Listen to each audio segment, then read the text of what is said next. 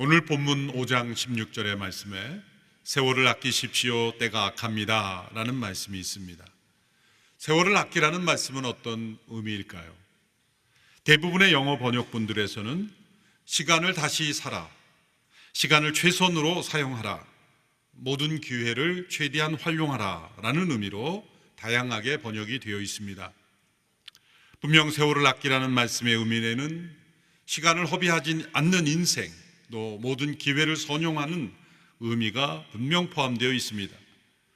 그러나 시간을 분초로 쪼개어 시간을 관리하며 살아가요 짧은 시간에 많은 것을 이루려고 하는 효율성의 차원에서 이 말씀을 하는 것만은 결코 아닙니다. 때로 분초까지 계산하며 살아가는 우리의 삶의 속도가 너무 빨라질 때 삶의 방향과 목적을 잃어버리고 위험한 인생이 될 때가 많기 때문입니다. 아프리카 남단의 초원에서 풀을 뜯으며 생활하는 스프링복이라는 영양이 있다고 합니다. 이 스프링복이 언젠가 집단 떼죽음을 당하는 일이 일어났는데 학자들이 그 이유를 밝혔습니다. 이 스프링복은 수백 마리, 수천 마리 떼를 지어 다니는 특징이 있는데 그 발이 매우 빠르다고 합니다. 시속 94km 이상을 달리는. 그래서 동물 중에 발이 빠르다고 하는 치타나 이런 동물들도 따라가지 못하는 그러한 발이 빠른 동물들입니다. 그런데 이 스프링복이 풀을 뜯으며 생활하기 때문에 무리를 지어 가니까 앞서 간 스프링복들이 그 풀을 다 뜯어 먹으면 뒤에 가는 동물들이 먹을 게 없으니까 이제 풀을 뜯으러 다닐 때 먼저 서로 가서 풀을 뜯으려고 앞서려고 하는 거죠. 한 마리가 더 앞서가면 너만 빨리 가냐, 나도 빨리 간다. 그 옆에 있는 건 나도 더 빨리 간다. 그래서 계속 더 빨리 가서 먼저 가서 풀을 뜯으려고. 그래서 식욕이 굉장히 왕성하다고 합니다. 그래서 먼저 가서 풀을 뜯으려고 하다 보니까 점점 속도가 빨라지는데 나중에는 풀을 뜯으려고 달리기 시작했는데 나중에는 그 목적을 잃어버리고 그냥 계속 달리고 서로 빨리 달리려고 달리다가 결국 떼주무 당하는 일이 일어났다는 것이죠. 바로 우리의 모습이기도 합니다. 삶의 의미와 방향을 잃어버리고 경쟁적으로 서로 앞서려고 살아가다 보면 함께 다 자멸하는 그러한 인간의 모습을 보여주기도 합니다. 오랫동안 선교사로서 사역했던 윌리엄 맥커넬이라는 분이 시간에 대한 관점에 따라 두 개의 문화로 구분하여 설명했습니다. 첫째는 미래지향적 문화, Future Oriented Culture라는 문화입니다. 미래의 목표를 정하고 그 목표를 이루기 위해서 계획을 세우고 계획에 따라 행동하는 그런 문화. 소위 시간관리, 타임 매니지먼트라는 기술적인 측면입니다. 주어진 시간에 많은 일을 효율적으로 하기 위하여 시간을 쪼개어 사용하도록 하는 문화입니다. 두 번째 문화는 사건지향적 문화, 이벤트 오리엔티드 컬처라는 문화입니다.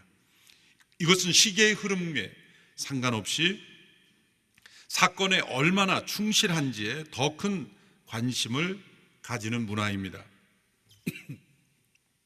어느 아프리카 사회에서는 한 해가 며칠이냐에 관심 없이 한 해를 구성하는 모든 사건들이 다 이루어져야 한 해가 완성되었다고 생각하며 살아간다고 합니다. 시간을 결정하는 것이 숫자가 아니라 사건들이라는 것이죠.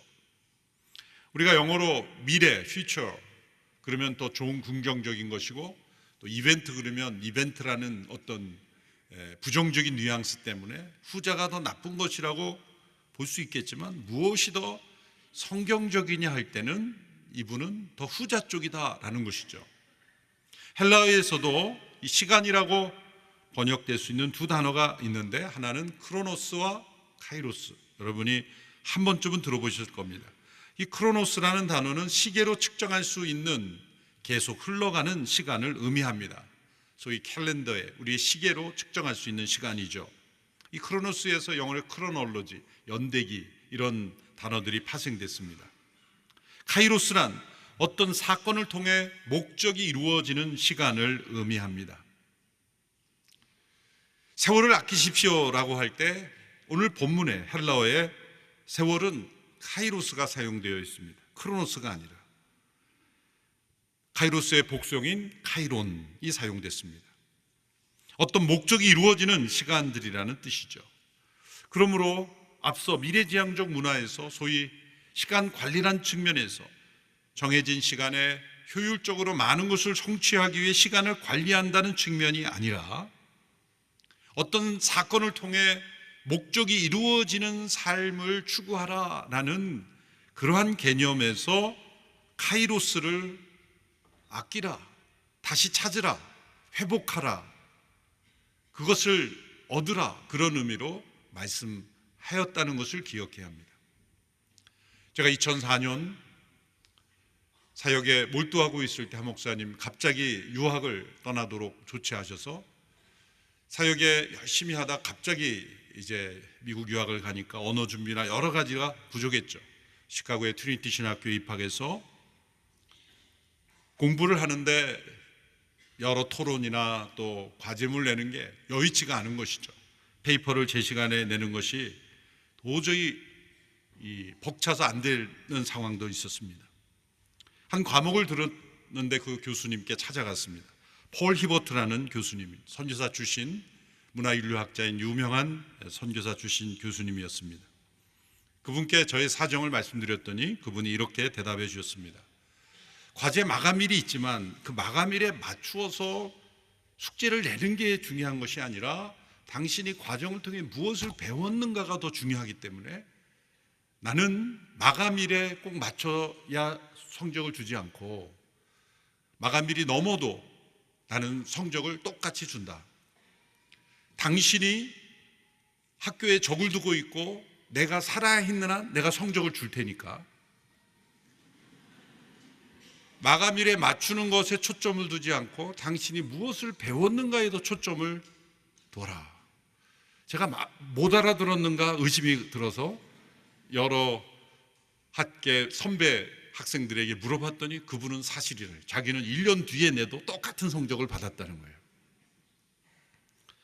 정말 믿을 수 없을 만큼 은혜스러운 분이죠. 저는 그래서 그 교수님 과목만 계속 들은 겁니다. 다른 교수님은 마감일 끝나면 뭐 여지없이 탈락인데 그분은 정반대의 삶을 살고 계시고 학교에서도 포기하고 레코드 오피스에서 그분이 원하는 대로 할 수 있도록 워낙 저명한 학자이고 권위 있는 분이기 때문에 인정을 해준 거죠. 그리고 공부하던 중에 이제 한 목사님 갑자기 뉴저지에 가서 목회를 하라고 추천을 하셨어요. 목사님 시카고에서 공부하는데 어떻게 뉴저지에서 목회를 합니까? 했더니 왔다 갔다 하면서 해. 한 목사님은 서울 인천 거리인 줄 아셨나 봐요. 그게 불가능하다고 여겼지만 이 교수님이 생각난 거예요. 이분 과목만 들으면 이것도 가능하겠구나. 그래서 저는 오래 걸리더라도 이분 과목으로 졸업을 해야 되겠구나. 결국 그래서 졸업을 할 수 있게 된 거죠. 이분은 어떤 생각으로 그런 방침을 가진 것일까요? 미래지향적 문화, 어떤 제한된 시간에 효율적으로 많은 것을 해내는 방식으로 그 시간에 도달하지 않으면 감점을 주는, 사실 사회 일반 원리죠. 그런 것이 없으면 어떻게 사회가 운영이 되겠습니까? 그런 질서가 잘못됐다는 게 아니라 그것이 전부인 줄 알고 그것에 의해서만 살아가면 안 된다라는 뜻이죠. 이분은 학교에 학칙이 있지만 그걸 뛰어넘어서 학생이 시간이 더 필요하다고 하면 줄 수 있는 은혜, 또 무엇을 배웠는가에 초점을 두라고 철저하게 교육을 하는 것은 과정을 내가 패스함으로 단지 학위를 얻는 것이 아니라 과정을 통해 무엇을 배웠는가를 끊임없이 깨닫게 하는 그런 교육 철학. 이것이 바로 카이로스적인 그러한 시각을 가지고 사셨다는 것이죠. 그러면 세월을 아끼라 그 뒤에 나오는 이유가 뭡니까? 때가 악하기 때문이다. 그럼 여기 때라는 단어가 또 나옵니다. 때가 악하기 때문이다. 앞에 세월이라는 단어는 카이로스라는 단어였고 뒤에 때라는 단어를 보면 영어로 번역하면 the days, 날들이라는 거예요. 우리말로 사실 세월이죠. 세월이 뭡니까? 여러 날들 아닙니까? 그래서 오히려 뒤에 단어가 세월로 번역하는 것이 더 적합한 것 같습니다. 그래서 저 나름대로 이것을 다시 지역해보면 이렇게 번역될 수 있습니다. 카이로스들을 다시 찾으십시오. 세월이 약하기 때문입니다. 이 카이로스라는 단어가 영어건 한국말이건 딱 대비되는, 정확하게 대비되는 단어가 없기 때문에 그냥 세월이라고 번역했고, 영어에는 기회를 사라, 시간을 다시 찾으라, 이런 단어로 번역을 할 수밖에 없는 겁니다. 그러나 원래 의미는 뭡니까? 어떤 목적이 이루어지는 시간. 그래서 이런 단어들은 사실 그냥 우리가 우리말처럼 외래어처럼 써버리는 게 낫지 않을까. 예를 들면 성경에 아멘이라는 단어도 우리가 그냥 일상에서 쓰잖아요. 아멘이라는 단어, 뭐 로고스라는 단어. 번역이 될 수 없는 단어들은 그냥 원어를 그냥 쓰는 것도 괜찮겠다, 그런 생각을 하게 됩니다. 그래서 카이로스라는 단어를 늘 기억하는 것도 필요하다고 봅니다. 그러면 이렇게 카이로스, 그것은 나의 삶을 통한 하나님의 목적이 이루어지는 그런 순간들을 다시 찾으십시오. 왜? 세월이 약하기 때문입니다. 세상이 약하다고 그러지 않았어요. 세상이 약한 것은 당연한 것이고, 세월이 약하기 때문에 카이로스를 되찾으라 그러지 않고, 세월이 약하기 때문에 다시 찾으라. 세월이 약하다는 뜻이 무슨 의미일까? 두 가지로 의미를 찾아보았습니다. 첫째는 우리의 시간이, 우리의 날들이 사단이 악의 도구로 사용될 수 있기 때문이라는 의미입니다. 종교육자 갈뱅은 세월을 아끼라는 말씀을 시간을 사탄으로부터 다시 되찾아 사오는 것으로 해석했습니다. 사단이 어떻게 우리의 시간을, 우리의 날들을, 세월을 악의 도구로 사용합니까? 제한된 시간을 이용해서 인간에게 두려움을 줍니다. 많은 분들이 병원에서 병을 진단받고 의사 선생님으로부터 이제 당신의 살 날은 얼마 남지 않았습니다 라는 선고를 들으면 엄청난 충격, 공포, 두려움, 절망에 빠집니다. 우리는 그것을 지극히 당연한 것이라고 여기죠.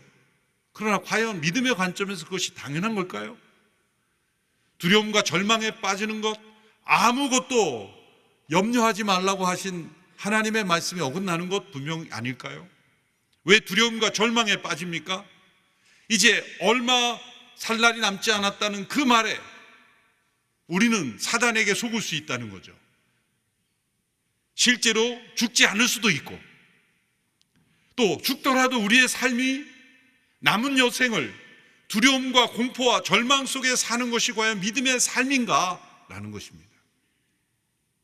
어느 성도가 병을 앓고 살아가면서 의사 선생님으로부터 이제 이런 말을 들었습니다. 이제 당신은 일주일밖에 더 살지 못합니다. 근데 이 성도님이 감사합니다, 감사합니다, 환한 얼굴로 그렇게 대답하더랍니다. 의사 선생님이 어이가 없어서 당신은 어떻게 그렇게 그런 상황에서 대답을 합니까? 그랬더니 이렇게 대답했습니다. 저는 지금까지 매일매일을 오늘이 마지막 날이라고 생각하고 살아왔습니다. 그런데 일주일을 더 산다고 하니 얼마나 감사한 일입니까? 다른 시각의 삶을 살고 있었던 것입니다. 또한 시간이 많이 없기에 우리를 분주하게 만듭니다. 하나님이 우리에게 원하시는 것보다 더 많은 것을 성취하려고 하다 보면 우리의 삶은 우선순위가 바뀌게 됩니다. 분주하게 되면 우선순위를 잃어버리고 결국 하나님을 잃어버리게 됩니다. 우선순위의 정점에는 하나님 그분이 계시기 때문입니다. 먼저 그 나라와 그의 의를 구하지 않고 그 밖의 것을 먼저 구하게 되기 때문입니다. 미국의 어느 백화점에 간밤에 도둑이 들었는데 도둑이 아무것도 훔치지 않고 그냥 갔다는 겁니다.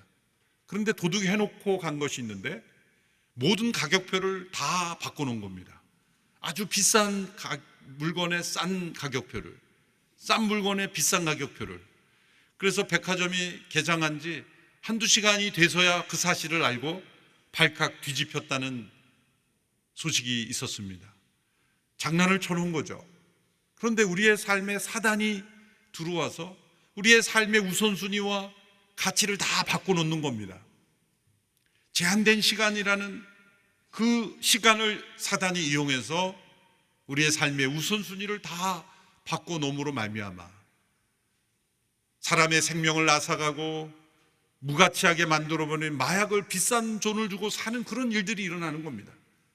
우선순위가 바뀐 결과입니다.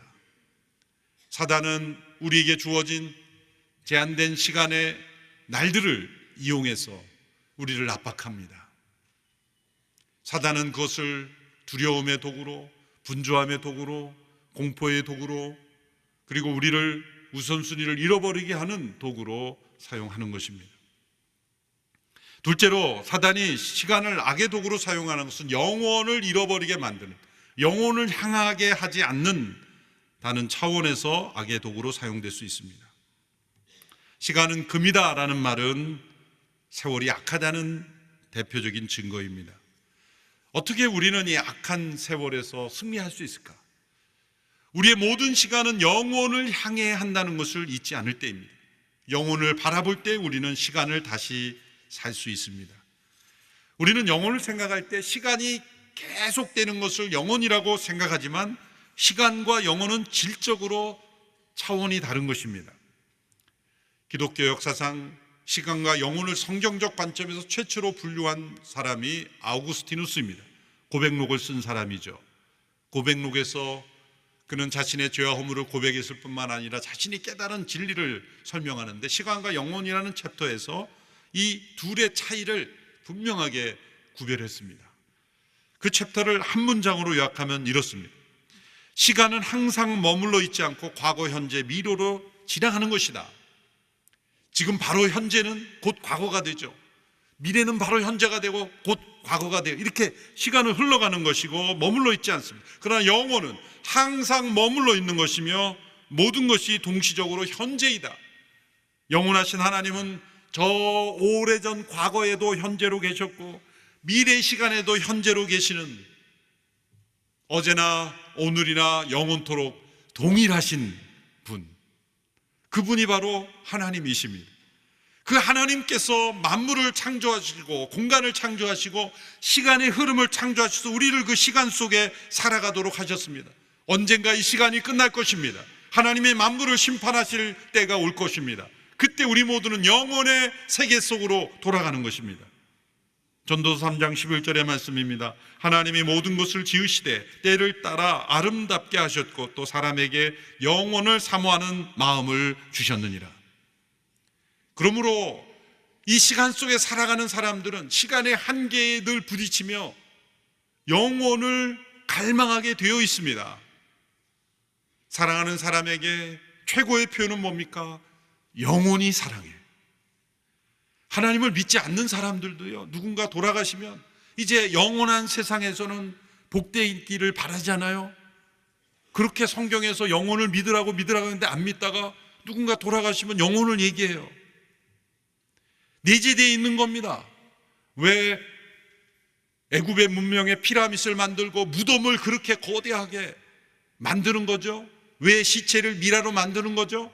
죽음을 보존하려는 것이 아니라 영원을 갈망하는 거예요. 시체를 썩지 않게 하면 영혼이 옵니까? 잘못된 판단이죠. 우리 인간에게는 근본적으로 영혼에 대한 갈망이 있습니다. 그것은 영혼이 존재한다는 거예요. 인간이 무엇이든 갈망하는 것은 실제가 있다는 거예요. 배고프다는 것은 먹을 음식이 있다는 거예요. 목마르다는 것은 먹을 물이 있다는 거예요. 사람들이 행복을 갈망하는 행복이 존재한다는 겁니다. 사람은 존재하지 않는 것을 갈망할 수 없어요. 영혼이 존재하지 않으면 사람들은 영혼을 갈망하지 않습니다. 그것은 영원하신 하나님이 우리를 창조하셨기 때문입니다. 우리는 시간 속에서만 살아가도록 지음받은 존재가 아니라 영원히 살도록 지음받은 존재입니다. 세상이 아무리 아름답고 평안하고 좋은 환경이 있어도 결코 만족이 없습니다. 왜? 영원으로만 만족될 수 있는 영역이 있기 때문이에요. 여러분, 세상에 가장 아름다운 풍경에 사는 사람들 가운데 우울증 환자가 가장 많은 거 아십니까? 아이러니죠. 그것은 인간의 마음속에 최고의 환경이 주어져도 영혼을 얻지 못하고 영혼에 속해 살아가지 않으면 허무한 거예요. 시간이 허무한 거예요. 인류의 최초의 타락은 결핍된 상태에서 일어난 것이 아닙니다. 최고의 행복한 수준에서 타락이 일어난 겁니다. 시간은 영혼의 그림자요 서론일 뿐입니다. 루이스가 이런 재밌는 말을 했죠. 하늘의 아버지는 이 세상의 순례길을 우리가 가는 동안 종종 근사한 여관에서 쉬게 해주시지만 그것을 고향집으로 오해하는 것은 원치 않으신다. 세월이 악함으로 카이로스를 되찾아야 한다는 거예요. 어떻게 그것이 가능할까요? 5장 17절의 말씀입니다. 우리 같이 읽겠습니다. 시작. 그러므로 지각 없는 사람이 되지 말고 주의 뜻이 무엇인지 분별하십시오. 주의 뜻이 무엇인지 분별하는 이유는 카이로스를 되찾기 위해서입니다. 진정한 삶은 일을 잘 많이 하는 것이 아니라 옳은 일, 주의 뜻에 합당한 일을 하는 데 있습니다.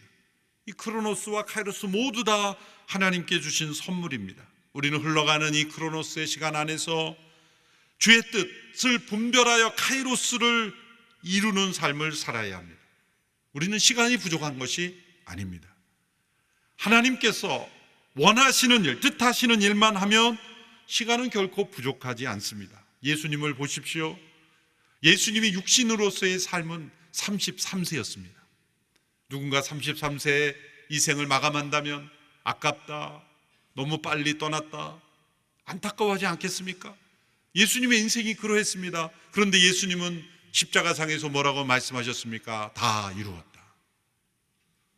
그것은 주의 하나님의 뜻을 다 이루었다는 의미이기도 하지만 여한이 없다는 말이기도 하죠. 카이로스를 붙잡고 살아가는 사람은 하나님이 나를 언제 부르셔도 하나님 다 이루었습니다 고백할 수 있는 사람입니다. 왜? 우리는 이 시간을 떠나 영혼으로 들어가는 사람들이기 때문에. 바울은 그렇게 말했죠. 나는 하루라도 빨리 이 몸을 떠나 주와 함께 있는 영혼으로 들어가는 걸 소망한다. 그러나 하나님께서 허락하신 그 카이로스를 이루기 위해서 나는 이 땅에도 존재하는 것이다. 이것이 올바른 믿음입니다.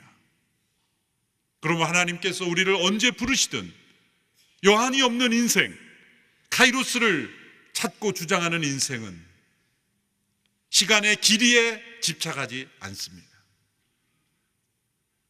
크로노스에 집착하지 않습니다. 크로노스의 시간이 얼마나 기는가에 중요한 것이 아니라 카이로스의 시간이 얼마가 되는가, 하나님은 그것으로 우리를 평가하시기 때문입니다. 제한된 시간에 얼마나 많은 것을 성취했는가로 우리의 인생을 평가하지 않고 이 크로노스의 시간에서 카이로스를 얼마나 이루었고 얼마나 영혼에 속한, 영혼과 연결된 영혼의 관점에서 합당한 삶을 살았는가로 평가받는 것입니다. 어떻게 이것이 이루어집니까? 18절의 결론, 성령의 충만한 길밖에 없다는 겁니다. 18절의 말씀 우리 같이 읽습니다. 시작. 또한 술에 취하지 마십시오. 잘못하면 방탕에 빠지기 쉽습니다. 오히려 성령으로 충만하게 되십시오. 왜 성령으로 충만해야 합니까? 카이로스의 삶을 살기 위해서는 주의 뜻을 분별해야 하며, 흘러가는 시간 속에 이 세상은 술과 같이 우리를 분별력을 잃어버리게 하고 우리를 이 세상에 취하게 하므로 사단이 시간을 통해 우리를 분주하게 하고 그리고 두렵게 하는 모든 세상에 취하게 하는 술은 그 대명사인 것입니다. 알코올만이 아니라 우리가 주의 뜻을 분별하지 못하게 하는 모든 것의 대명사가 술인 것입니다. 반대로 우리는 성령으로 충만하여 크로노스의 시간 속에 매 순간 카이로스를 분별하며 주의 뜻을 이루며 매일매일을 영혼에 속한 삶을 살 때 하나님이 우리를 이 시간에서 언제 불러 영혼으로 이끄시더라도 우리는 다 이루었습니다라고 고백하며 감사하며 우리의 삶을 마칠 수 있는 것입니다. 우리의 마지막의 순간이 두렵지 않는 인생이 되기를 축원합니다. 우리의 마지막에 나에게 더 시간이 있었으면 하는 아쉬움으로 사로잡힌 인생이 되지 않게 되기를 바랍니다. 사람은 날 때와 죽을 때가 정반대해야 된다는 말이 맞습니다. 사람은 태어날 때 다 울며 태어납니다. 그런데 주변의 많은 사람들은 기뻐하며 환호를 하죠. 그런데 그 사람이 세상을 떠날 때도 동일하다면, 본인은 죽음이 두려워 시간을 더 벌고자 엉엉 울며 두려워하며 통곡하는데 주변의 모든 사람은 박수를 치고 기뻐하며 즐거워한다면 헛된 인생을 산 인생 아니겠습니까? 정반대가 되어야 되죠. 우리는 태어날 때는 울며 태어났지만 죽을 때는 웃음으로, 한 아기가 태어나듯이 기쁨으로, 왜? 영원한 나라로 태어나는 것이기 때문에 기뻐하며 즐거워하며 우리는 이 땅을 떠날 수 있어야 돼요. 주변의 모든 사람은 그분의 떠남을 통곡하며 울며 어린아이처럼 슬퍼하는 삶, 그것이 진짜 올바른 삶을 산 것입니다. 한 해를 마감하는데 너무 죽음을 많이 얘기해서 죄송합니다만, 오늘이 우리의 마지막일지라도 후회함이 없는 인생이 바로 카이로스의 삶을 산 것입니다. 그것이 영혼에 속한 인생입니다. 그런 믿음의 삶으로 승리하는 우리 모두가 되기를 축원하며, 새로운 한 해도 그런 믿음으로 맞이하는 우리 모두가 되기를 축원합니다. 기도하겠습니다. 하나님 아버지, 우리에게 허락하신 인생의 시간 동안 이 세월을 통해 우리를 악하게 몰아가는 사단의 속임수에 넘어가지 아니하고 주의 뜻을 분별하며 살아가는, 주의 뜻을 이루는 삶이 되게 하옵소서. 예수님의 이름으로 기도하옵나이다. 아멘.